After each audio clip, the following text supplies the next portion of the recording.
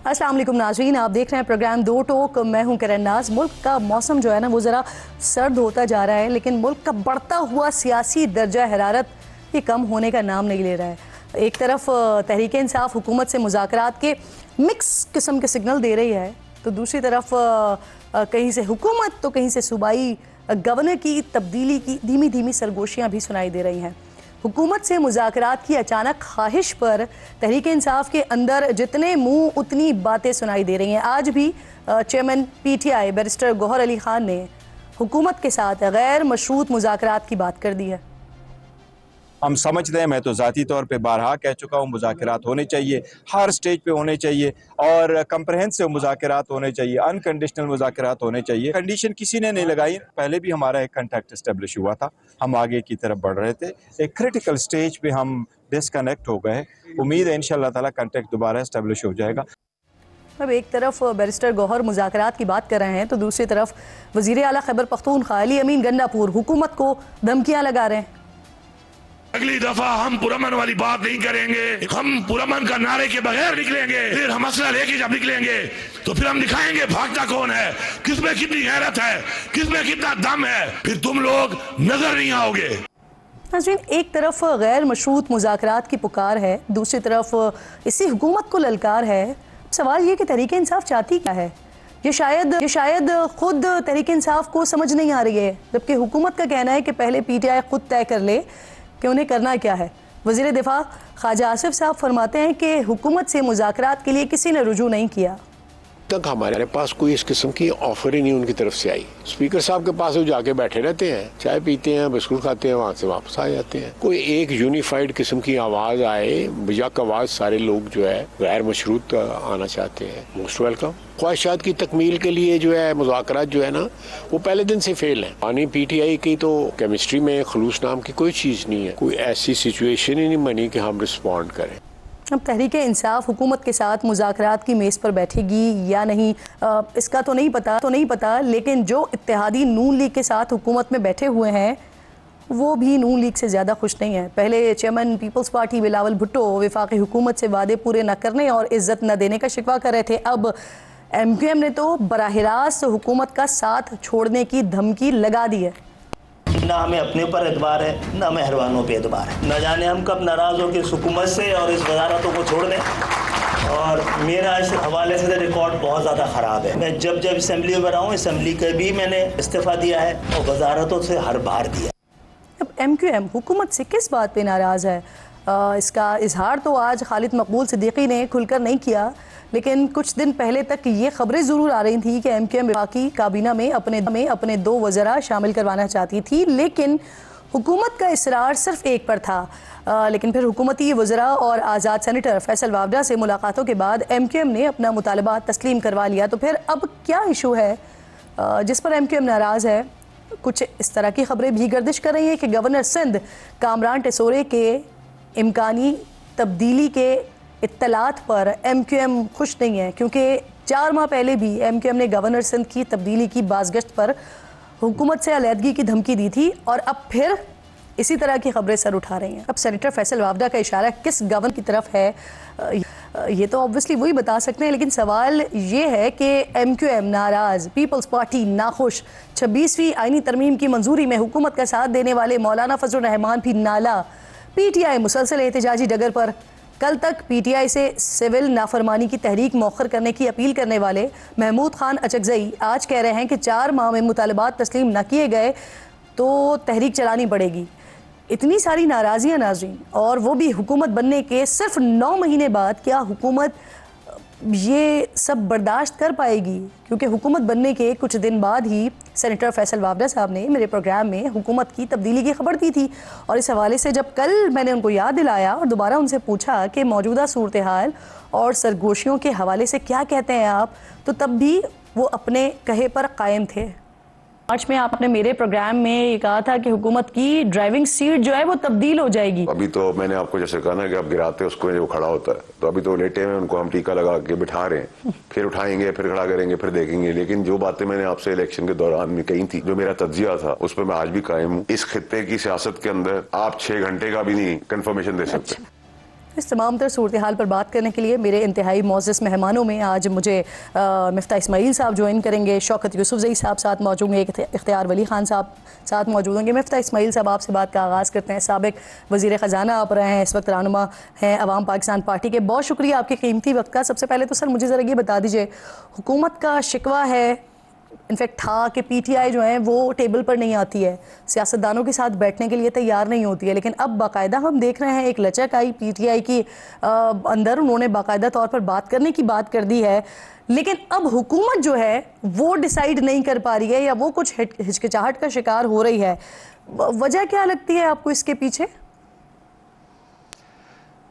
دیکھیے سچی بات یہ ہے کہ حکومت جو پی ٹی آئی چاہتی ہے حکومت کرنا نہیں چاہ رہی۔ پی ٹی آئی چاہتی ہے کہ کوئی یا تو اس کو پچھلا جو مینڈیٹ الیکشن میں پی ٹی آئی سمجھتی ہے جو اس کا چوری ہوا جو کہ صحیح ہے بات، یا اس کا کچھ تدارک کیا جائے یا کوئی نئے الیکشن کی طرف جائے، وہ حکومت تیار نہیں ہے۔ اور پی ٹی آئی جو ہے وہ حکومت کو لیجیٹیمیسی دینے کے لیے تیار نہیں ہے کہ تم حکومت ہو۔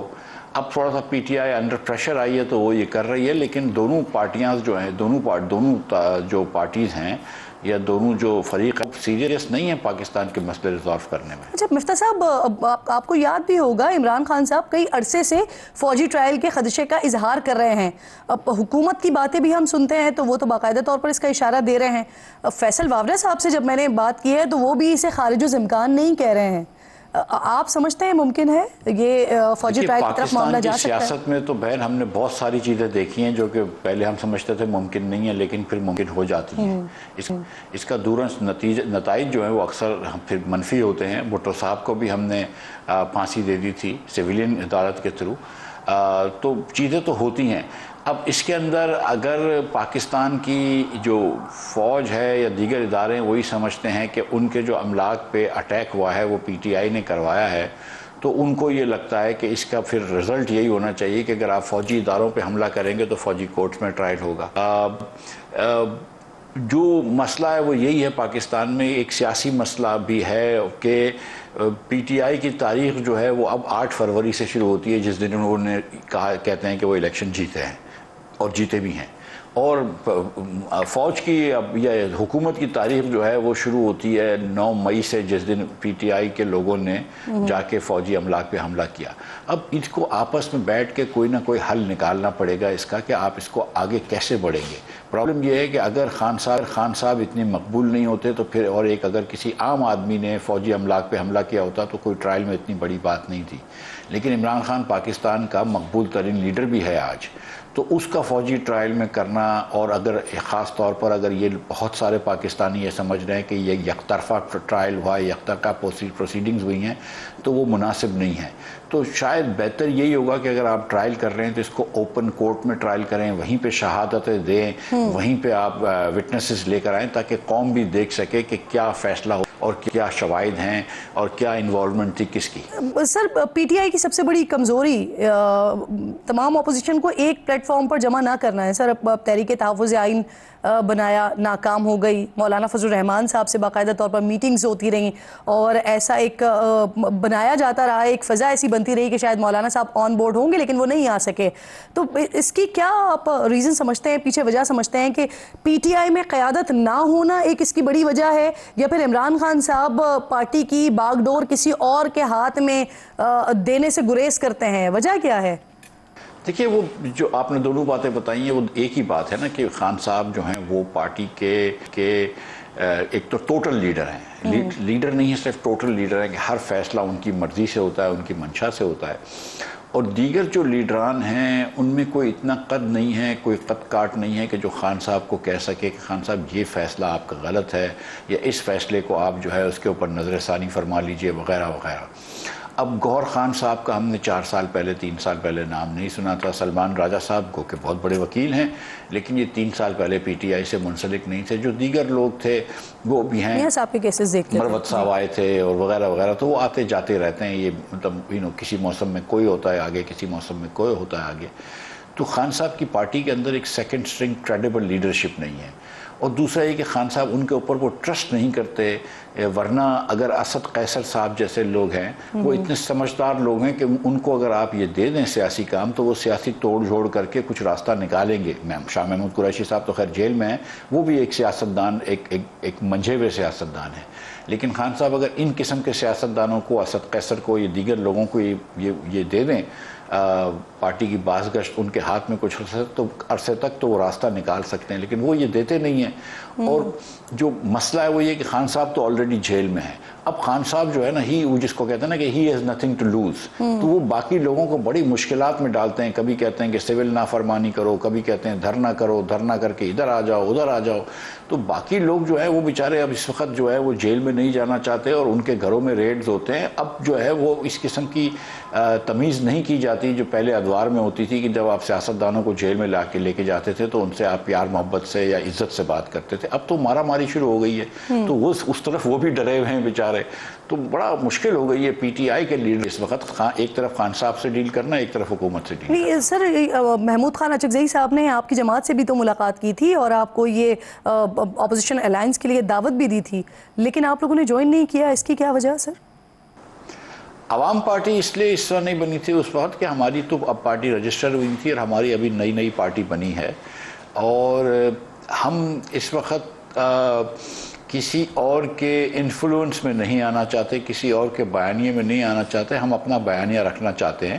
ہماری تو کوئی اسمبلی میں سیٹیں نہیں ہیں، تو اس وقت اگر ہم کسی کی الائنس کریں یا نہ کریں، ہم کوئی مدد ان کی کر نہیں سکتے، نہ ان کی کوئی قوت میں کمی آ سکتی ہے ہماری وجہ سے، تو ہم اس وقت جو ہے وہ ایک اپنا بیانیہ لے کے چل رہے ہیں۔ ہمارا شاید عباسی صاحب کا اور میرا یہ بڑا بیانیہ ہے کہ جس سمت میں ملک جا رہا ہے وہ سمت ایک دم غلط ہے، ملک جو ہے اس کا نظام تقریباً فیل ہو چکا ہے، کوئی عوام کے لیے راحت نہیں ہے، یہ حکومت بھی جو ہے وہ صرف اور صرف اپنی کرسی بچا رہی ہے، اور ہم نے دیکھ لیا ہے کہ ہر سیاسی جماعت جو ہے وہ چاہے وہ پی ٹی آئی ہو، پیپلز پارٹی ہو اور نون لیگ ہو، وہ نہ صرف وفاق میں حکومت رہ چکی ہے بلکہ آج کی تاریخ میں سب کے پاس صوبے ہیں، لیکن کہیں پر بھی ترقی نہیں آئی، تو ہم کو اپنی سمت فنڈامنٹلی بدلنی پڑے گی، اور یہ جو آپس کی لڑائیاں ہیں روز کی کہ تم نے بے ایمانی کری، تم نے چوری کری، تم نے دھرنے دیے، ہم اس سیاست سے اب باہر نکل کے پاکستان میں ایک بیانیے کی، ایک مثبت سوچ کی سیاست کرنا چاہ رہے ہیں۔ مفتاح صاحب، پی ٹی آئی خان صاحب کی رہائی کے لیے امریکہ کی طرف دیکھ رہی ہے، بلکہ ہم نے صدارتی الیکشن سے پہلے دیکھا کہ وہاں پر جو پی ٹی آئی کی سیاسی قیادت موجود ہے انہوں نے باقاعدہ طور پر ڈونلڈ ٹرمپ کے لیے مہم چلائی، ان کی بہو سے ملاقاتیں کیں، لیکن آپ کہتے ہیں کہ ڈونلڈ ٹرمپ امریکہ یا ڈونلڈ ٹرمپ یا امریکہ ان کو رہائی نہیں دلوا سکتا، تو سر ایسا آپ کیوں کہتے ہیں؟ کیونکہ ہمارے سامنے میاں صاحب کی مثال بھی تو موجود ہے ماضی کی۔ مجھے نہیں پتا کہ میاں صاحب کو کس نے رہائی دلائی تھی، سعودی عرب میاں صاحب تشریف لے گئے تھے مشرف صاحب کے زمانے میں، اور سعودی ملک ممالک نے، اور لبنان کے وزیر اعظم سر آپ کی پارٹی کے رہنما، آپ کی پارٹی کے سربراہ شاہد خاقان عباسی صاحب اسٹوڈیو میں ہی بیٹھے ہوئے تھے، اور انہوں نے اس وقت بتایا تھا کہ بل کلنٹن کو ذاتی طور پر میاں صاحب کی کوئی بات بہت زیادہ پسند آ گئی تھی اور انہوں نے ایک بڑا کردار ادا کیا تھا۔ نہیں، وہ رفیق حریری صاحب کے بھی اس میں بڑی مداخلت تھی، اور انہوں نے بھی جنرل مشرف سے کہا تھا، اور میاں صاحب جو تھے پھر وہ باہر جانے کے لیے تیار ہو گئے، تو یہ بالکل بات درست ہے۔ دیگر فورن ممالک نے میاں صاحب کو اس وقت مارشل لاء کے جو قید تھی اس سے نکالا۔ امریکہ کے بارے میں ایک تو یہ ہے نا کہ پی ٹی آئی والے کیونکہ حقیقی آزادی کے لیے جہاد کر رہے ہیں اور ان کو بالکل غلامی منظور نہیں ہے امریکہ کی یا کسی بھی ملک کی، تو میرا نہیں خیال ہے کہ پی ٹی آئی کی لیڈرشپ جو ہے وہ خود بھی یہ چاہے گی کہ امریکہ پاکستان کے داخلی معاملات میں انٹرفیئر کرے، اور خان صاحب کس منہ سے امریکہ سے رہائی مانگیں گے جس کو وہ برا بھلا کہتے رہے اور جس کی غلامی ان کو بالکل نامنظور ہے، تو یہ خان صاحب کے لیے بڑا جھمبے کی بات ہوگی، میرے لیے کم از کم جھمبے کی بات ہوگی کہ وہ عمران خان صاحب جو کہ ہر وقت سائفر لہرا رہے تھے اور ہر وقت کہہ رہے تھے کہ مجھے امریکہ نے ہٹایا اور میں تو صرف غلامی کے خلاف لڑائی کر رہا ہوں، اور میں نے ان کو سب پتہ نہیں کیا کیا کچھ نہیں کہا ہے، آج اسی امریکہ کے لیے اگر وہ امریکہ سے امید لگائے بیٹھیں تو بڑی عجیب سی بات نہیں ہے آپ کو لگتی ہے؟ شاہد خاقان عباسی صاحب نے سر کچھ روز پہلے ایک انٹرویو میں کہا تھا کہ وہ ڈیالہ میں بانی پی ٹی آئی سے ملنا چاہتے ہیں اگر سسٹم انہیں اجازت دے، تو کیا انہوں نے کوشش کی تھی اور ان کو اجازت نہیں ملی؟ نہیں، کوئی کوشش نہیں کی انہوں نے ان سے ملنے کی، اب وہ ایک ڈیفرنٹ کانٹیکسٹ کی بات ہے، شاہد صاحب کی یہ بات ہے کہ جس کے اندر اگر شاہد صاحب ایک سابق وزیر اعظم کے تحت یا ایک بڑے پاکستان میں سیاسی نام کے تحت شاہد صاحب اور دیگر لیڈران جس میں محمود خان اچکزئی بھی شامل ہیں، مولانا فضل الرحمان بھی شامل ہیں، حافظ نعیم بھی شامل ہیں، ان سب کے اوپر بھی یہ ذمہ داری عائد ہوتی ہے کہ یہ حکومت کو اور حکومت کے حریفین کو ایک طرف اور دوسری طرف پی ٹی آئی کے لوگوں کو آپس میں ملائیں۔ تو اس کانٹیکس میں شاہد بھائی نے کہا تھا کہ میں کسی سے بھی ملنے کے لیے تیار ہوں، اگر دیالہ میں عمران خان صاحب سے بھی، لیکن کسی نہ کسی طریقے سے ہماری پارٹی کی یہ سوچ ہے کہ ان کو آپس میں ملنا چاہیے اور آپس میں بیٹھ کے کوئی نہ کوئی راستہ طے کرنا چاہیے۔ یہ ایک دم مختلف بات ہے ان دا سینس کہ ہم کسی کی بڑی پارٹی کے الائنس میں نہیں جانا چاہ رہے، ہم ان کے انفلوئنس میں نہیں آنا چاہ رہے، لیکن ہم جانتے ہیں کہ وہ بڑی پارٹیاں اور ان کو آپس میں مل کے کچھ بات کرنی چاہیے۔ اب چونکہ عمران خان صاحب کی پارٹی نے بہت دیر سے بہرحال اب کہہ دیا ہے کہ ہم حکومت سے ملنا چاہ رہے ہیں اور حکومت سے بات چیت کرنا چاہ رہے ہیں، تو پھر میں سمجھتا ہوں کہ پھر اس نیک کام میں دیر۔ صحیح۔ اچھا، اب مجھے ذرا یہ بتائیے گا کہ حکومت کے مطابق اس وقت معاشی اشاریوں میں کافی بہتری آ رہی ہے، زر مبادلہ کے ذخائر بڑے ہیں، تجارتی خسارہ کم ہوا ہے، شرح سود نیچے آئی ہے، آپ کو لگتا ہے کہ اب معیشت ٹریک پر چڑھ گئی ہے یا پھر یہ سب وقتی ہے؟ جو حقیقت کی طرف میں اشارہ کرتا ہوں وہ لیوڈ ریالٹی ہے پاکستانیوں کی، اس طرح پاکستانی زندگی گزارتے ہیں۔ حکومت جو یہ دعویٰ کرتی ہے کہ مہنگائی کم ہو گئی ہے، وہ جھوٹا دعویٰ ہے۔ مہنگائی کم نہیں ہوئی، افراط زر کم ہوا ہے۔ مہنگائی جس رفتار سے، جس تیزی سے بڑھ رہی تھی، اس تیزی میں کمی آئی ہے۔ جو دالیں 160 روپے کی 2 سال 1.5 سال پہلے تھیں، وہ پچھلے سال 200 روپے کی ہو گئیں، اور اس سال 200 سے بڑھ کے 224 کی ہوں گی۔ وہ کم نہیں ہوئی ہے اس کی دال کی قیمت۔ اور دوسری طرف جو ہے وہ آپ قوت خرید دیکھیں کہ جو انسان، آپ نے جس آدمی کی 1,00,000 روپے تنخواہ تھی نا، اس کا آپ نے ٹیکس ڈبل کر دیا ہے، اس کا آپ نے 15,000 سے بڑھا کے 30,000 روپے سالانہ ٹیکس کر دیا ہے۔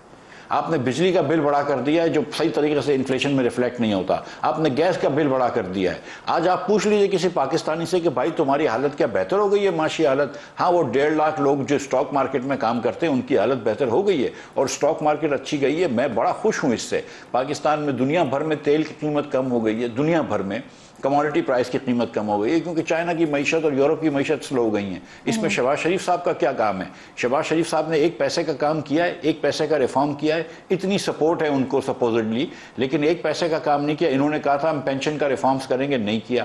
انہوں نے کہا تھا ہم وزارتیں ڈیوالو کریں گے، نہیں کی۔ انہوں نے کہا تھا ہم کچھ وزارتیں کم کریں گے، نہیں کی۔ انہوں نے کہا تھا ہم اخراجات کم کریں گے، 64% پی ایس ڈی پی کے اندر اخراجات بڑھائے ہیں۔ 700 ارب روپیہ پاکستان بھر میں صوبے اور وفاق نے رکھے ہیں اپنے ایم این ایز اور ایم پی ایس کو دینے کے لیے کہ وہ خرچ کر سکیں۔ یہ میرے اور آپ کے ٹیکس کے پیسے 700 ارب روپے کیوں دیے آپ نے بھائی ان کو؟ سر، آپ نے بطور خزانہ بھی کچھ اقدامات اٹھائے تھے جس میں پھر کافی مداخلت بھی ہوتی رہی، بعد میں ڈار صاحب نے یکدم چیزیں تبدیل کی جب وہ آئے، تو آپ کو لگتا ہے کہ اس بار جو مائنس ڈار ہوا ہے اس سے وزارت خزانہ پر اثر پڑا ہے؟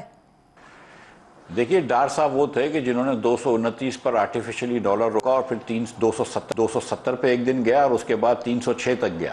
اس کے بعد جب یہ کچھ افواہیں آئیں، کچھ 2 نمبر کے حوالے بند کیے گئے، کچھ افواہیں پھیلیں کہ بینکوں کے لاکروں میں وہ چھاپے پڑیں گے، تو لوگوں نے پھر کم کیا۔ یہ کیئر ٹیکر کے زمانے میں کم ہوا اور اب آج ڈالر سٹیبل ہے، اور ہم کو نہیں لگتا اللہ کی مہربانی سے کہ کوئی انشاءاللہ تعالی جو ہے وہ روپیہ جو ہے وہ ڈی ویلیو ہوگا۔ لیکن ڈار صاحب تو پھر اپنی وہ کرتے رہتے ہیں کہ 240 کا ہو جائے گا، اور ان کے جو حامی ہوتے ہیں، جو ان کا جو ٹولہ ہے وہ بھی کرتا رہتا ہے کہ 240 کا ہوگا، تو اورنگزیب کو بھی وہ انڈرمائن کرنے کی کوشش کرتے ہیں۔ لیکن اب لوگوں کو یہ سمجھ آ گیا ہے کہ جب مفتاح کو انڈرمائن کیا تھا تو اس کا بڑا نقصان ہوا تھا ڈار صاحب نے، اور اس وقت آئی ایم ایف کے بغیر ہماری گنجائش نہیں ہے، تو ڈار صاحب کو انہوں نے عہدے دے کے خوش رکھا ہوا ہے۔ لیکن the fact of the matter is کہ ریئل اکانومی کے اندر وزیر اعظم صاحب کو جو اسٹیپس لینے چاہیے ریفارمز کرنے کے، نیشنل فائنانس کمیشن بنانا چاہیے، نیشنل فائنانس کے پیکٹ کے تحت آپ کو پھر سے چیزیں دیکھنی ہوں گی، وہ انہوں نے نہیں کیے ہیں۔ یہ کام وزیر خزانہ کا نہیں ہے۔ وزیر خزانہ کا کام ہوتا ہے پرائم منسٹر کو ہر بات میں نہ کہنے کا، کیونکہ ہر پرائم منسٹر کو شوق ہوتا ہے کہ پیسے خرچ کرو، پیسے بانٹو۔ وزیر خزانہ کو پتا ہوتا ہے کہ پیسے نہیں ہیں میرے پاس، قرض میں لے نہیں سکتا ہوں، تو پرائم منسٹر کا ہاتھ روکے۔ وہ اورنگزیب صاحب کو تھوڑا سا اور کام کرنا چاہیے۔ لیکن وزیر اعظم کا جو کام ہے کہ بجٹ کے اندر آپ کہیں کہ یار 700 ارب روپے جب پچھلے سال آپ نے خرچ کیے تھے پی ایس ڈی پی میں، تو اس بار کیا امن مانے تھا کہ آپ نے 1400 ارب روپے کا بجٹ دیا اور پھر 1150 پاس کروائے؟ آپ کہتے ہیں یار 700 کی جگہ 600 کرو، بلکہ پیسے کم کرو خرچ۔ آپ کو کیا ضرورت تھی کہ جاری اخراجات 22% بڑھائیں؟ آپ نے 1 پیسے کا ریفارم نہیں کیا۔ اس حکومت نے 2 مہینے صرف ستمبر اور اکتوبر کے صرف یہ 26ویں آئینی ترمیم کی، جس کے اندر ہم کو کہا گیا تھا کہ قانون سستا ہو جائے گا, آسان ہو جائے گا, جلد ملنا ہوگا. ایسی کوئی چیز نہیں ہوئی. ہم سب جانتے ہیں کہ یہ سب جھوٹ تھا, دگوسلا تھا یہ اپنی حکومت بچانے کے لیے. اس کے بعد انہوں نے آج تک مجھے بتائیں کیا کام کیا. وزیر اعظم صاحب بار بار چلے جاتے ہیں, کبھی باکو چلے گئے, کبھی سعودی عرب چلے گئے اپنے کے. کچھ کم نہیں ہوا سے مجھے کچھ کم نہیں ہوا سے مجھے یاد ہے سر, موجودہ جو اسٹاک مارکیٹ ہے وہ اس وقت اچھا پرفارم کر رہی ہے, لیکن عام آدمی کی زندگی پر اس کا اثر اس طرح سے نظر نہیں آ رہا ہے. مہنگائی بڑھنے کی جو رفتار تھی وہ اسٹیبل ہوئی ہے, وہ کم ہوئی ہے, لیکن اس کا اثر بھی عام آدمی تک نہیں پہنچا. جو مہنگی چیزیں ہو گئی تھی, جس کی جو قیمت تھی وہ وہیں پر ہی موجود ہے. اگر کاروبار اچھا پرفارم کر رہے ہیں, بہتر پرفارم کر رہے ہیں, تو عام آدمی کی زندگی پر ڈائریکٹ اس کا امپیکٹ کیوں نہیں ہو رہا ہے؟ دیکھیے بہن, اسٹاک مارکیٹ بڑھنے کا اصل جو وہ ہے وہ سمجھ لیجئے کہ کیا ہوتا ہے. ایک اسٹاک مارکیٹ کمپنیز کو ویلیو کرتی ہے کہ فلاں کمپنی کی ویلیو اتنی ہے, فلاں کمپنی کی ویلیو اتنی ہے. ایک کمپنیوں نے قرض لیا ہوتا ہے, قرض جو ہے وہ واپس کر رہے ہوتے ہیں سود میں. جب سود 22% سے کم ہو کے 9%, 10% آ جاتا ہے, جو پریکٹیکلی آج کل ہو گیا ہے because of tax and other reasons, تو کمپنی کی جب سود دینے کی, جب کمپنی کو کم پڑ جائے گا سود دینا, تو اس کے کمپنیز کے نفع بڑھ جائیں گے. ان کمپنیوں کے جو منافع بڑھ رہے ہیں اس کی وجہ سے ان کی ویلیو بڑھ رہی ہے, جس کی وجہ سے اسٹاک مارکیٹ بڑھ رہی ہے. اس سے اگر تو اسٹاک مارکیٹ میں آئی پی اوز آ رہے ہوں, نئی کمپنیز اسٹاک مارکیٹ میں آ رہی ہوں, پاکستان میں نئی کمپنیاں آ رہی ہوں کہ جو پاکستان میں لوگ ٹیکسٹائل ملیں کھول رہے ہوں, دیگر ملیں کھول رہے ہوں, ریفائنریاں بنا رہے ہوں, دیگر اسٹیل ملز بنا رہے ہوں, سیمنٹ فیکٹریاں ڈال رہے ہوں, تو پھر آپ کو لگے گا ترقی آئی ہے. اگر پاکستان میں لوگ آئی ٹیز کا کام کر رہے ہوں, انٹرنیٹ کا کام کر رہے ہوں, پاکستان میں سافٹ ویئر کے آرڈرز آ رہے ہوں, آپ کو لگے گا ترقی آئی ہے. لیکن یہ تو کچھ نہیں ہو رہا. میری کمپنی پہلے تھی, پہلے 1 کروڑ روپے کی میری کمپنی تھی, آج میری کمپنی 2 کروڑ روپے کی ہو گئی, کیونکہ نفع تھوڑا بڑھ گیا ہے. بس یہی فرق ہوا ہے. تو اچھی بات ہے, خوش آئند بات ہے کہ چلو یہ کمپنی کے مالکان جو ہیں ان کی ویلتھ بڑھ گئی, اور اللہ کرے گا تو یہ اپنی بڑی ہوئی ویلتھ کے ساتھ دوسرے پاکستان میں پروجیکٹس لگائیں گے, تو اس سے اکانومی چل جائے گی. 10 میں سے 7 مرتبہ دنیا میں یہ دیکھا گیا ہے کہ جب سٹاک مارکیٹ چلتی ہے تو پھر باقی معیشت بھی چلتی ہے. لیکن یہاں پہ آبجیکٹیو ریالٹی یہ ہے کہ پاکستان میں نہ صرف خطے میں سب سے زیادہ ٹیکسز ہیں, بلکہ دنیا کے اندر ہائیسٹ ٹیکس ریٹس کے اندر سے پاکستان کا ایک ٹیکس ریٹ ہے. آپ کمپنی کو 60% ٹیکس لگاتے ہیں. مجھے سوچئے آپ کہ 59% کمپنیوں کے اوپر ٹیکس ہے. اب کون نئی کمپنی پاکستان میں بنائے گا؟ اور نئی مانیٹری پالیسی کا اعلان بھی ہونے جا رہا ہے پیر کو, تو اس میں کتنی کمی دیکھ رہے ہیں؟ غالباً مجھے بریک کا کہا جا رہا ہے. اگر ہم ایک چھوٹا سا بریک لے لیں, بریک کے بعد واپس آ جاتے ہیں اور پھر اس کو کنٹینیو کرتے ہیں.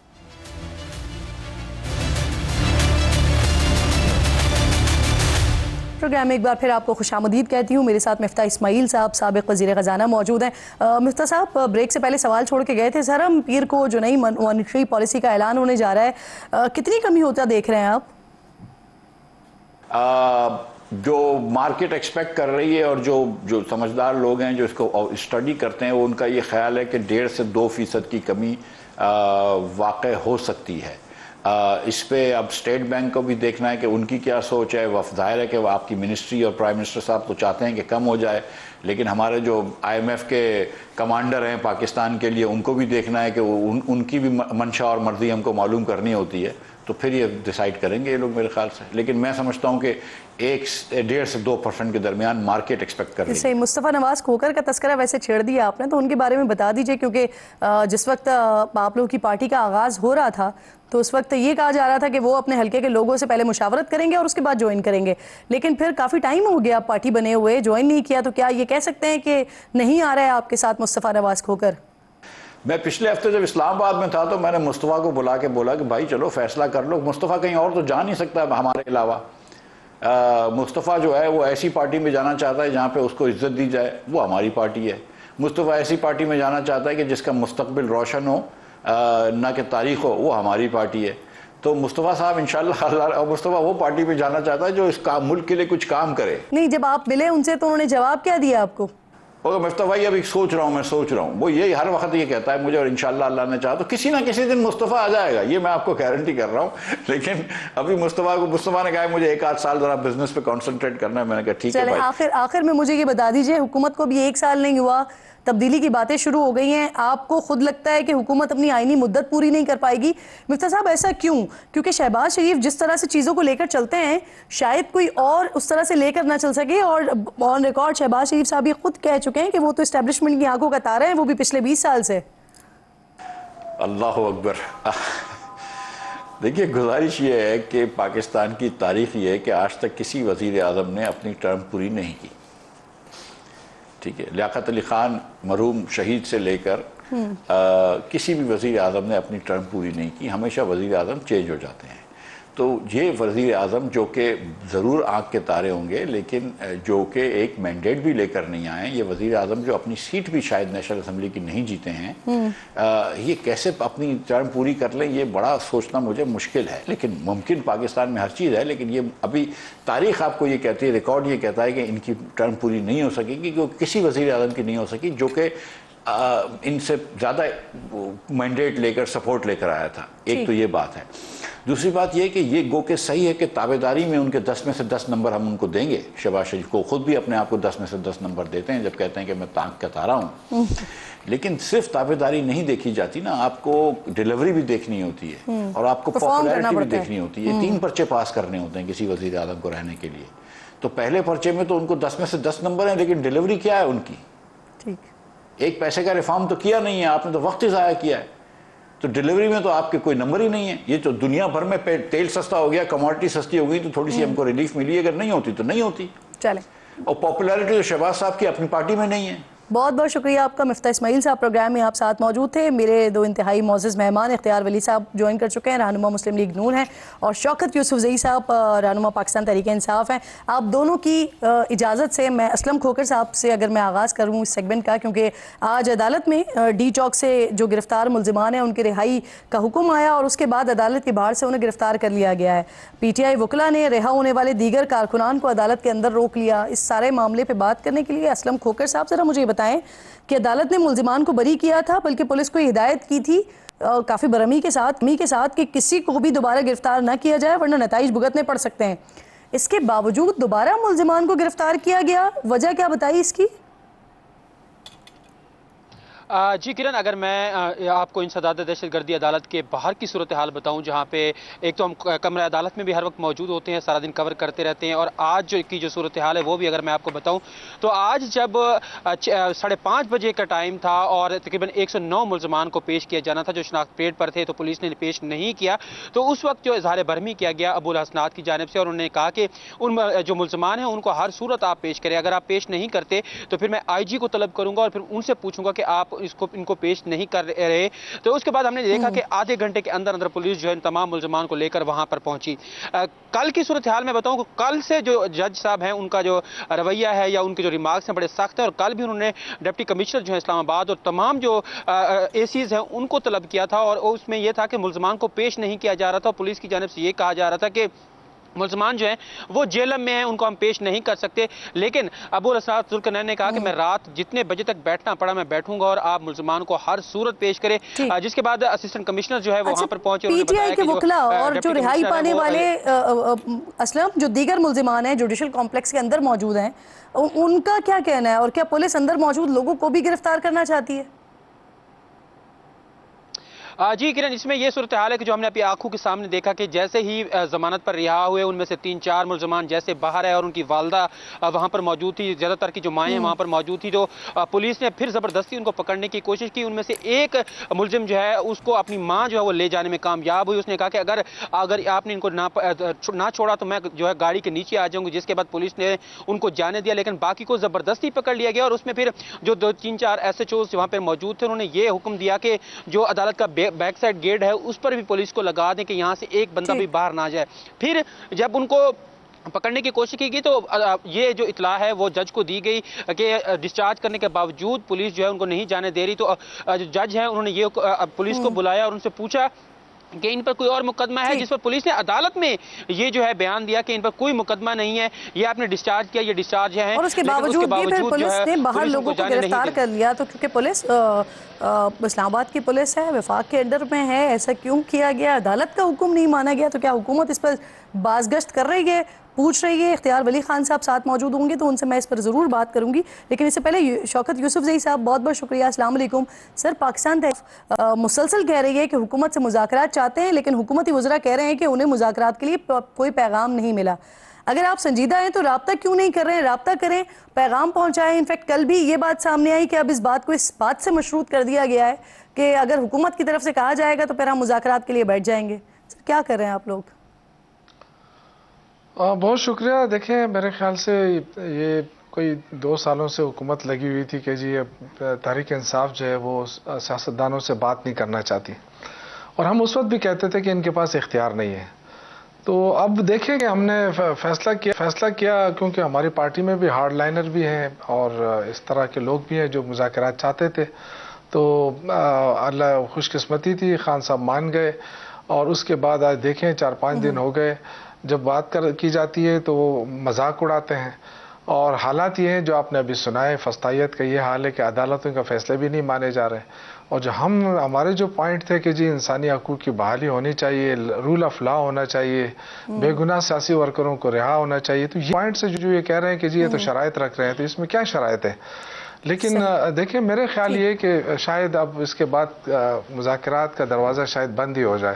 یہ بڑی بدقسمتی ہوگی اور اس کی تمام ذمہ داری گورنمنٹ کے اوپر آئے گی, کیونکہ یہ آپ کی طرف سے اور اس میں اب کوئی دو رائے نہیں ہے. جی بالکل, میرے خیال سے اب اس کے بعد کیا رہ جاتا ہے؟ اگر گورنمنٹ نہیں کرنا چاہتی ہے, مذاق اڑانا چاہتی ہے, تو دیکھیں سیاسی لوگ ہیں, سیاسی سٹرگل کریں گے. کل مزید 2 بندے انڈکٹ کیے آپ لوگوں نے اپنی اس کمیٹی میں, اور آج شوکت یوسفزئی آپ کہہ رہے ہیں کہ مذاکرات کے اب دروازے بند ہی ہو جائیں, جو ابھی 2 دن پہلے ہی آپ لوگوں نے کھولے. نہیں, میں یہ کہہ رہا ہوں کہ بند ہو جائیں گے, ہوئے نہیں ہے لیکن ہو جائیں گے 1 دن 2, کیونکہ کل کا دن ہے نا, کل کا دن جو ہے دعائیہ تقریب پشاور کے اندر, اور اس کے بعد جو ہے نا شاید فیصلہ ہو جائے کہ کوئی مذاکرات نہیں ہوں گے. اور مجھے بڑا افسوس ہوگا کیونکہ مذاکرات کرانے والوں میں میری بھی آواز شامل تھی کہ اختیار صاحب بھی مجھے جوائن کر چکے ہیں, لیکن اس سے پہلے کہ سر میں مذاکرات کے حوالے سے آپ سے بات کروں, سر یہ جو ابھی ایک اور معاملہ ہوا, عدالت نے کہا رہا کر دیا جائے ملزمان کو, اور باہر پولیس موجود تھی, پولیس نے دوبارہ انہیں گرفتار کر لیا. عمران خان کے معاملے پر جب حکومت آپ سے مطالبہ کرتی ہے کہ عمران خان کو رہا کریں, تو آپ لوگ بڑا کیٹیگوریکلی کلیئرلی کہتے ہیں, اور جو صحیح بھی ہے کہ عدالت کا کام ہے رہائی دینا. لیکن جہاں پر عدالت رہا کر دیتی ہے, وہاں پر جب باہر آ کر پولیس دوبارہ گرفتار کرتی ہے, جو کہ وفاقی حکومت کے انڈر میں آتی ہے ڈیفینیٹلی, تو کیا پولیس سے سوال کیا گیا یہ کیوں کیا گیا جبکہ عدالت کی طرف سے حکم بھی موجود ہے؟ تھینک یو ویری مچ کرن. دیکھیں دوبارہ گرفتاری تو اسی صورت میں ہوتی ہے کہ بندے اگر کسی دوسرے مقدمے میں مطلوب ہوں, ان کی گرفتاری ڈال دی جا چکی ہو تو تبھی گرفتاری ہوتی ہے. اس طرح تو گرفتاریاں نہیں ہوتی ہیں. اور کچھ کم وارداتیں انہوں نے بھی نہیں کی ہیں نا, مطلب 9 مئی کی ایک دن ہے 9 مئی, لیکن 9 مئی کو کتنے وارداتیں ہوئی ہیں؟ میرے خیال میں سینکڑوں کے حساب سے ہیں. یہ 26 نومبر جو ہوا, یہ کوئی اکیلا 26 نومبر تھوڑی ہے. 26 نومبر میں کتنی وارداتیں, اس سے پہلے یہ ڈی چوک میں آئے, انہوں نے کیا کیا ہے؟ تو یہ تو جب بھی کوئی ان کی پولیٹیکل ایکٹیویٹی ہوتی ہے وہ تو انتشار بھری ہوتی ہے. تو یہ تو بہت سارے کیسوں میں مقدمے میں یہ مطلوب بھی ہے, یا آگے سے یہ کہتے ہیں کہ ہمارے لوگ مسنگز ہیں. کدھر سے مسنگز ہیں؟ کل میں ایک ٹی وی کے لائیو شو میں بیٹھا ہوا تھا, وہاں پہ لائیو شو میں نصر اللہ ملک صاحب کا شو تھا, اور اسی میں وہ ایک مسنگ پرسن آ گیا اور اس نے پوری سٹیٹمنٹ دے دی کہ یہ نام میرا ہے, یہ میری ولدیت ہے, یہ میرا آئی ڈی کارڈ نمبر ہے. اور پی ٹی آئی نے اپنے آفیشیل پیج پر, ٹویٹر پر بھی اور فیس بک پر میرا نام ڈالا ہوا ہے کہ میں مسنگ پرسنز میں سے ہوں. میرا تعلق ہی پی ٹی آئی سے کوئی نہیں ہے, آپ میرا سوشل میڈیا اکاؤنٹ چیک کر لیں. تو ان کی تو اس طرح کی سٹیٹمنٹس ہوتی رہتی ہیں, یہ کہتے رہتے ہیں.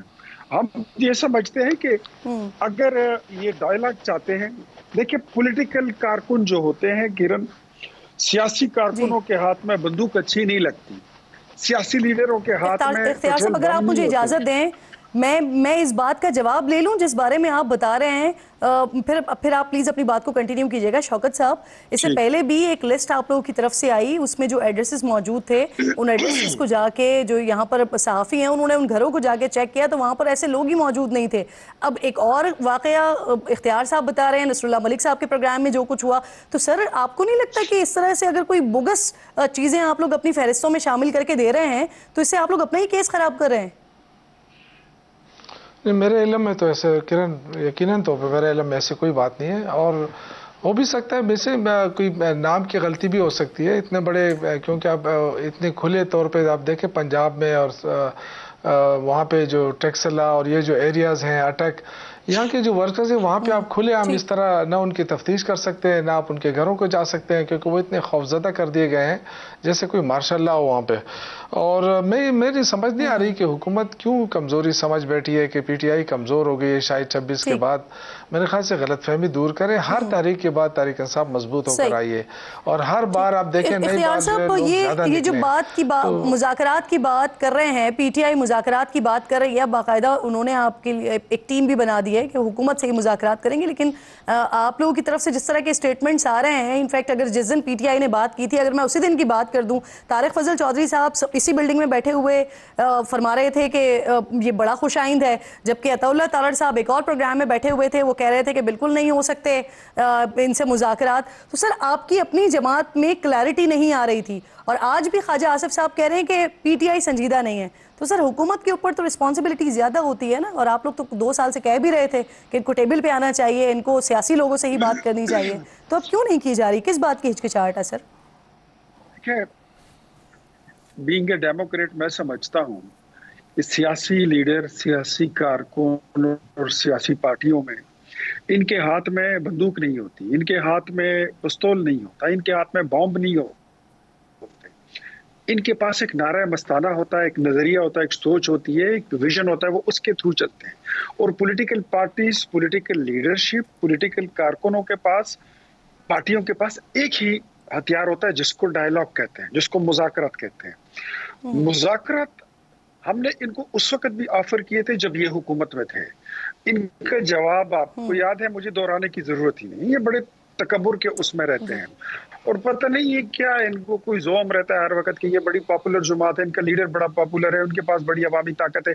हालांकि ताकत भी हमने देख ली कि 26 नवंबर को ना पंजाब आया, ना सिंध आया, ना बलूचिस्तान आया, ना कश्मीर से कोई आया, पिंडी और इस्लामाबाद के लोग नहीं निकले। ये तो खैबर पख्तूनख्वा की हुकूमत का जोर है कि इतने बंदे वहां पे पहुंचा दिए, वरना अगर हुकूमत का जोर ना हो तो ये शायद पहाड़ों से लोगों को उतार कर, हथियारों वालों को भी उतार कर उनसे भी बात की गई इख्तियार साहब।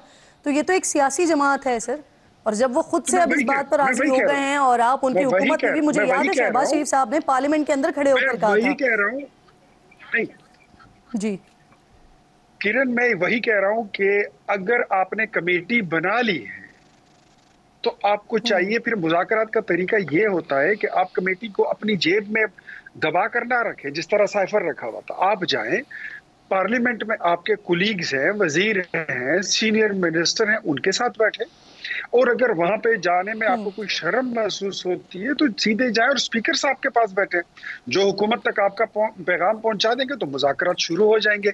बिल आखिर हुकूमत हो या अपोजिशन हो, बात निकलेगी बात से ही और मुज़ाकरात से ही। मुज़ाकरात ही आखिरी रास्ता है, लेकिन मुज़ाकरात से पहले कंडीशन तो आना होगा सर। बिल्कुल आपकी बात दुरुस्त है कि 9 मई के जो वाकया थे कि मुज़ाकरात जो है, तो उससे पहले आप 9 मई का यह फैसला कर दें और 26 नवंबर का यह फैसला कर दें, तो मेरे ख्याल में सिविल नाफरमानी की थ्रेट देकर, दिस इज समथिंग ब्लैकमेलिंग के नीचे या थ्रेटन करके आप हमसे मुज़ाकरात अगर चाहो, तो हम भी बच्चे नहीं है ना, पहली बार हुकूमत में आए हैं, हम प्रेशर सस्टेन करना भी जानते हैं, और हमें पता है कि फिर आपको किस तरह डील करना है। ठीक है सर। शौकत साहब, ब्लैकमेलिंग तो सर आप लोगों को इसलिए भी सूट नहीं करती क्योंकि मुझे याद है जब इमरान खान साहब वज़ीर आज़म थे, उस वक्त एक वाक़या हुआ था, तो उन्होंने कहा था कि मैं लाशों से ब्लैकमेल नहीं होऊंगा। और अब जो इख्तियार साहब बात कर रहे हैं कि अगर इस तरह की कॉल्स देकर ब्लैकमेलिंग की जाए और फिर उसके बाद मुज़ाकरात की टेबल पर आने की बात की जाए, अब कुछ वज़रा की जानिब से ये भी कहा जा रहा है कि जब तक 9 मई पर माफ़ी नहीं मांगी जाती, जब तक मुज़ाकरात नहीं हो सकते। सर, तो क्या आप लोग 9 मई वाले मामले पर माफ़ी मांगेंगे? देखें, 9 मई और 26 नवंबर, हम तो दोनों से कब से हम कह रहे हैं कि जुडिशल कमीशन बनाया जाए, जो लोग मुलविस हैं उनको सजा दें, हम आपके साथ होंगे। अब आप देखें कि हुकूमत क्यों खौफजदा है, क्यों जुडिशल कमीशन नहीं बना रही, ये बहुत बड़ा क्वेश्चन है। 1.5 साल गुजर गए, लोग जेलों के अंदर हैं, इन्होंने कोई जुडिशल कमीशन नहीं बनाया। दूसरी बात जो है, पार्लियामेंट के अंदर बैरिस्टर गौहर साहब खड़े हुए, सेनेट के अंदर शिबली फराज खड़े हुए कि जब मुज़ाकरात करना चाहते हैं, कमेटी बन गई है, तो पार्लियामेंट के अंदर तो उन्होंने खड़े होकर बाकायदा स्पीचेस किए हैं कि गवर्नमेंट से कहा है कि आओ बैठकर बात करते हैं। तो मुझे नहीं पता है कि ये कौन सी जगह पे बात करनी होगी और इनका कौन सा बंदा है कि वहां तक जाके ये बात बताई जाए। लेकिन बहरहाल जहां तक पॉपुलरिटी की बात है, पंजाब सर, آپ لوگ کہہ رہے ہیں بات کرنے کی بات ہو رہی ہے، لیکن اس وقت عمران خان صاحب جیل میں موجود ہیں، لیکن فرنٹ پر جو لیڈ کر رہے ہیں، جو آپ کے جلسے جلوسوں کو، ریلیوں کو لیڈ کر رہے ہوتے ہیں، وہ علی امین گنڈا پور صاحب ہیں۔ علی امین گنڈا پور صاحب حویلیہ میں پھر ایک اور سٹیٹمنٹ دیتے ہیں، وہ کہتے ہیں آئندہ ہم نہیں رہیں گے، گولی کا جواب گولی سے دیں گے۔ ایسا کیسے ہوگا سر کہ ایک طرف مذاکرات بھی ہو رہے ہیں اور ایک طرف دھمکیاں بھی دی جا رہی ہوں کہ گولی کا جواب گولی سے دیا جائے گا؟ دیکھیں ہم تو سیاسی لوگ ہیں، میں تو سیاسی بات کر سکتا ہوں نا۔ میں تو دیکھیں میں چاہتا ہوں کہ مذاکرات بڑی مشکل سے خان صاحب کو بنایا اور وہ راضی بھی ہوئے، انہوں نے 7 رکنی کمیٹی بھی بنا لی اور زیادہ تر کمیٹی میں وہ لوگ ہیں اسد کیسر، عمر ایوب، سر دھمکیوں کے ساتھ مذاکرات ہوں گے کیسے؟ ایسے بات کرے گا کون؟ اس میں نہیں، دیکھیں یہ تو کل کا دن ہے نا، کل یا پرسوں شاید 1-2 دن ہے۔ اس 2 دن میں اگر دیکھیں حکومت ابھی 9 مئی بیچ میں لے کر آئی نا، ابھی اس سے پہلے تو آپ کو بھی پتہ ہے کہ ہر ٹاک شو میں کہتے تھے کہ جی مذاکرات کیوں نہیں کرتے ہیں، تو بس ٹھیک ہے اگر انہوں نے نہیں کرنا ہے تو سیاسی جدوجہد تو ختم نہیں ہوتی ہے نا۔ اگر سول نافرمانی کی تاریخ ہو یا کوئی اور ہو، یا یہ تو سیاسی جماعتوں کی اپنی حکمت عملی ہوتی ہے۔ اب کیا کر سکتے ہیں ہم؟ تو نہ ڈنڈے اٹھا سکتے ہیں، نہ ہم گولی چلا سکتے ہیں، پولیٹیکل ورکرز ہیں، اور ہم اپنی ریاست کے خلاف کیوں کھڑے ہو جائیں؟ یا ریاست یعنی جو فوج ہے یا آپ لوگوں کو جو لیڈ کر رہے ہیں، آپ کے وزیر اعلیٰ تو گولی کا جواب گولی سے دینے کی بات کر رہے ہیں۔ اختیار صاحب اگر جو بات سر اجازت دیجیے گا، سر اجازت دیجیے گا اختیار صاحب جو بات کی ہے انہوں نے، سر اس سے پہلے بھی جو کچھ بات کرتے رہے آپ لوگ اس پہ مٹی اسی طرح سے ڈال دیتے ہیں کہ وہ سیاسی سٹیٹمنٹ تھا، لیکن پھر اس کے بعد جو کچھ ہو رہا ہوتا ہے، آتے ہوئے ریلیوں میں جو کچھ ہو رہا ہوتا ہے وہ بھی پھر ہمارے سامنے ہوتی ہیں نا چیزیں۔ اختیار صاحب مجھے یہ فرمائیے سر کہ علی امین صاحب جو بات کر رہے ہیں، اسلحہ اٹھانے کی دھمکی دے رہے ہیں، حکومت کیا سوچ رہی ہے؟ کہ نا میں اب یہ شوکت صاحب بات کر رہے ہیں نا کہ مطلب ہم پولیٹیکل لوگ ہیں۔ آج ہی ان کے چیف منسٹر کی سٹیٹمنٹ کیا آئی ہے؟ وہ کہتے ہیں ہم اسلحہ اٹھا کر آ رہے ہیں۔ اسلحہ اٹھا کر آنے کا مطلب کیا ہے کہ اب پہلے آتے ساتھ ہی پہلے 2 پولیس والے مارو گے، پھر رینجرز پر گاڑی چڑھا کے ان کو شہید کر دو گے، جو سامنے آئے گا اس کو گولی مارو گے۔ پولیٹیکل پارٹیز تو ایسے نہیں ہوتی ہیں۔ اور دوسری آپ کی ہسٹری بھی ہے، پولیٹیکل پارٹیز کا ہسٹری، آپ اس کی ہسٹری اٹھا لیں اور آپ کی اپنی ہسٹری بھی آپ اٹھا لیں۔ کوئی ایک جلسہ، کوئی ایک موومنٹ، کوئی ایک ریلی آپ کی ایسی ہے جس میں بندے نہیں مرے۔ آپ کا لیڈر تقریر کر رہا ہوتا تو اس کی کنٹینر سے لوگ مر کے نیچے گر رہے ہوتے تھے، لیکن وہ اپنی تقریر جاری رکھتا تھا۔ تو کب تک یہ خون خرابہ ہوگا؟ پولیٹیکل پارٹی بن جائیں۔ ہم آپ کے ساتھ مذاکرات کرنا بھی چاہتے ہیں، وی آر سیریس۔ ہم آپ کو گلے بھی لگانا چاہتے ہیں، ہم آپ کو قومی دھارے میں لانا چاہتے ہیں، ہم آپ کو پاکستان کی سیاست میں ویلکم کرتے ہیں، لیکن آپ سیاسی جماعت بنے۔ ابھی تک ہم یہ فرق نہیں کر سک رہے ہیں کہ آپ ایک ملیشیا ہیں، آپ ایک کلعدم تنظیم کی طرح ایک دہشت گرد جماعت ہے، یا آپ سیاسی لوگ ہیں۔ اگر آپ کا برتاؤ باخدا، میں آپ کو یہ آنیسٹلی کہتا ہوں، اونوت کہتا ہوں، مطلب اس میں کوئی لگی not being a spokesperson of the federal government اور پرائم منسٹر اور member of the Pakistan Muslim League Noon, میں آپ کو بینگ اے ڈیموکریٹ، ایک سیاسی کارکن کی حیثیت سے میں آپ کو کہتا ہوں کہ آپ کے حرکات، آپ کے سکنات، آپ کی موومنٹ، آپ کی لینگویج یہ پولیٹیکل نہیں ہے۔ آپ اپنے معاملات کو پولیٹیکل کرو، سر مجھے بڑی سپیس آپ کو مل جائے گی۔ مجھے اختیار صاحب مجھے 2-3 باتیں آپ سے اور کرنی ہے، وقت میرے پاس بالکل ختم ہو رہا ہے۔ آپ ذرا یہ جی سر آپ مجھے یہ بھی بتا دیجئے مولانا صاحب کے حوالے سے، جی مدارس کے حوالے سے بھی میں چاہ رہی ہوں آپ سے بات، جی سر کمپلیٹ کر لیں۔ ان کی نہ صرف ہم بات مولانا صاحب بڑے سخت ناراض ہیں، ہم ان کی بات جہاں تک مولانا صاحب ہمارے جانے من ہے، وہ ہمارا بڑا اچھا رومانس ہے ان کے ساتھ، وہ سیاسی کیا کریں گے؟ ترمیم لائیں گے سر یا اسی بل کو دوبارہ منظور کروایا جائے گا؟ وٹ ایور، یا ان کو قائل کریں گے یا وہ ہمیں قائل کر لیں گے، کوئی درمیانی راستہ نکل آئے گا۔ لیکن مولانا صاحب کو سر سینیٹر فیصل وافدہ وہ ایک گورنر کی تبدیلی کی بات کر رہے ہیں۔ اب اگر میں بلوچستان کی طرف دیکھتی ہوں یا میں کے پی کے کی طرف دیکھتی ہوں تو وہاں پر تو سچویشن سیکیور نظر آتی ہے، لیکن اگر میں سندھ کی طرف دیکھتی ہوں تو وہاں پر تو وہ ایم کیو ایم کا مطالبہ تھا ایک، اور وہ اسی پر ہی معاملات چل رہے ہیں، لیکن جو آپ لوگوں کے معاملات فائنلائز ہوئے ہیں وہ شاید ادھر پی ایم ایل این کا ہوگا اور ان 2 صوبوں میں پاکستان پیپلز پارٹی کا ہوگا۔ تو یہ کہاں کی بات کر رہے ہیں؟ کیا وہ سندھ کی طرف ہی اشارہ کر رہے ہیں؟ کہ میں فی الحال فیصل وافدہ صاحب کی بات کو इतना ही लेता हूँ जितना वो हमें एंटरटेन कर सकते हैं। He is a good entertainer, और अभी तक मैं उनकी किसी बात को सीरियस नहीं लेता। मुझे वो जब भी सामने आते हैं ये मुझे नहीं लगता कि फैसल वाउडा साहब की बयान को इतना संजीदा है। वो खुद को खुद साख्ता तर्जमान साबित करते हैं, लेकिन अभी तक उनके तर्जमान होने की ना कोई तस्दीक आई है और ना तरदीद आई है, और अगर तरदीद आ गई तो फिर उनके पास क्या बचेगा। तो मेरे ख्याल में चीजों से इज्तिनाब करना चाहिए कि बुध वाले दिन ये हो जाएगा, जुमेरात वाले दिन ये हो जाएगा, जुम्मे वाले दिन ये हो जाएगा। आखिर में सर मुझे बता दीजिए, कल आप लोग क्या करने जा रहे हैं? कल आप लोग ऐलान करने जा रहे हैं क्या सिविल नाफरमानी की तहरीक के हवाले से? क्योंकि आप लार्जर पर्सपेक्टिव में जितने मुंह उतनी बातें, और सारे के सारे एक बात कर रहे हैं कि ये नाकामी होगी पाकिस्तान तहरीक इंसाफ की अगर इस तरफ जाते हैं। तो क्या करेंगे कल? देखिए बात यह है ना कि सियासी लोग क्या कर सकते हैं, एहतजाज ही कर सकते हैं ना। कल तो खैर दुआया तकरीब है, और जो लोग शहीद हुए हैं, जख्मी हुए हैं, ऐलान होगा नहीं होगा कल? और नहीं, कल तो सिर्फ दुआया तकरीब है ना। ऐलान तो देखें खान साहब ऐलान करेंगे कि क्या आगे, लेकिन ये कि अपना शौकत यूसुफजई साहब, आप दोनों मेहमानों का बेहद शुक्रिया। नाज़रीन, रूल्स कमेटी का काम रूल्स पेश करना है, उन्हें मंजूर या मुस्तरद करना जुडिशल कमीशन का इख्तियार है। ये बात सुप्रीम कोर्ट के जज और chairman rules committee justice Jamal Mandokhail ने जस्टिस मंसूर अली शाह को लिखे गए जवाबी खत में लिखी है। कल सुप्रीम कोर्ट के सीनियर जज जस्टिस मंसूर अली शाह ने रूल्स कमेटी के सरबराह जस्टिस जमाल मंदुखेल को खत लिखा था कि 26वीं तरमीम के बाद जजिस तैनाती में अदलिया के किरदार का तवाज़ुन बिगड़ चुका है। जजिस की तैनाती में अदलिया का अहम किरदार होता था। 26वीं तरमीम के बाद अब जजिस तैनाती में एग्जीक्यूटिव का किरदार बढ़ चुका है। एक भी तैनाती सख्त रूल्स की कसौटी के बरखिलाफ हुई तो अदलिया पर एतमाद में कमी आएगी। जस्टिस मंसूर अली शाह ने खत में मजीद कहा कि जुडिशल कमीशन के रूल्स बनाने का मामला अदलिया की आज़ादी के लिए निहायत अहमियत का हामिल है। रूल्स बनाए बगैर जजिस तैनाती के हवाले से जुडिशल कमीशन की कार्रवाई और तमाम इक़दामात गैर आइनी होंगे। जस्टिस मंसूर अली शाह के इस खत के जवाब में आज जस्टिस जमाल मंदुखेल ने लिखे गए खत में कहा कि आपने 26वीं आइनी तरमीम के तनाजुर में भी बात की, इसका जवाब नहीं दूंगा क्योंकि ये दरख्वास्तें सुप्रीम कोर्ट में ज़ेर इल्तिवा हैं। मेरी भी यही राय है कि आइन की मंशा है अदलिया आज़ाद और गैर जानिबदार हो। अदलिया के मेंबरान न काबिल और दयानतदार होने चाहिए। इसी मकसद के लिए रूल्स बना रहे हैं। जस्टिस जमाल मंदुखेल ने ख़त में मजीद लिखा कि नए कमीशन ने चीफ जस्टिस को रूल्स बनाने के लिए कमेटी की तश्कील का इख्तियार दिया है। उन्होंने मेरी सरबराही में कमेटी तश्कील दिया है। कमेटी के 2 इजलास हो चुके हैं।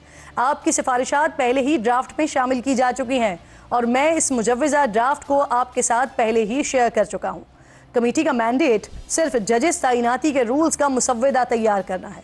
जस्टिस जमाल मंदुखेल ने मजीद लिखा कि मालूम हुआ कि आपने 3 हाई कोर्ट्स के लिए जजिस के नाम तजवीज़ किए हैं। मेरा मशवरा है जजिस के लिए नाम रूल्स की कमीशन से मंजूरी के बाद दें। जजिस तैनाती से मुतल्लिक आपकी तजावीज़ का खैर मकदम करता हूँ। गुज़िश्ता दिनों जस्टिस मंसूर ने चीफ जस्टिस याह्या अफरीदी को भी एक ख़त लिखा था जिसमें उन्होंने जुडिशल कमीशन का 6 दिसंबर का मौखर करने की तजवीज़ देते हुए 26वीं आइनी तरमीम के खिलाफ दायर दरखास्तों को पहले सुनने और फुल कोर्ट तश्कील देने का कहा था। लेकिन 6 दिसंबर को चीफ जस्टिस याह्या अफरीदी ने जुडिशल कमीशन के इजलास में 26वीं आइनी तरमीम के खिलाफ दरखास्तों पर फुल कोर्ट तश्कील देने की तजवीज़ की मुखालफत करते हुए कहा था कि आइनी मुकदमात की समात के हवाले से फैसले आइनी कमेटी करेगी और ये इख्तियार जुडिशल कमीशन के पास नहीं है। प्रोग्राम का वक्त ख़त्म हो गया। इंशाअल्लाह नाज़रीन से मुलाकात होगी कल। अपना और अपने मुल्क का ख़ास ख्याल रखिए। फ़लस्तीन को अपनी दुआओं में याद रखिए। अल्लाह निगहबान।